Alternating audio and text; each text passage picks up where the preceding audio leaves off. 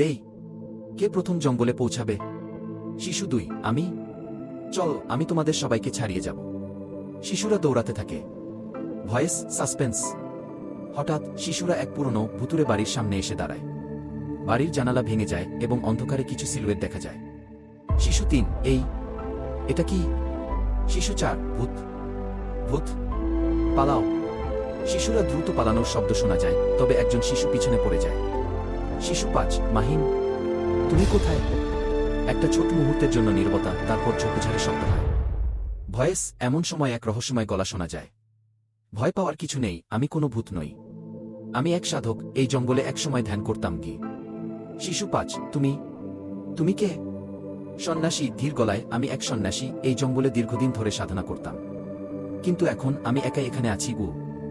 Voice, suspense কমে আসছে। শিশুরা একটু অবাক হয়ে ধীরে ধীরে সন্ন্যাসীর দিকে এগিয়ে আসে। শিশু 1, তুমি ভূত না? সন্ন্যাসী, না, আমি শুধু একজন সাধক। যারা ভয় পায় তারা কখনোই সত্যি খুঁজে পায় না। কি? সব শিশুর মুখে উদ্বেগের পর এক শান্তি দেখা দেয়। ইতিবাচক বার্তা, প্রকৃতির আওয়াজের সঙ্গে। ভয় তোমাদের বন্ধনকে দুর্বল করতে পারে, তবে যদি তুমি সাহসিকতার সঙ্গে সত্যের দিকে এগিয়ে যাও, তাহলে বন্ধুত্ব, প্রকৃতি এবং জ্ঞানই তোমাকে জয়ী করে তুলবে। শিশু 2, আমরা আরও অনেক কিছু শিখতে চাই। সন্ন্যাসী, হাসি, তাহলে চলুন প্রকৃতির খোঁজে একসঙ্গে পথ চলি। শব্দ ফেড আউট, শান্তি ও প্রকৃতির আওয়াজ।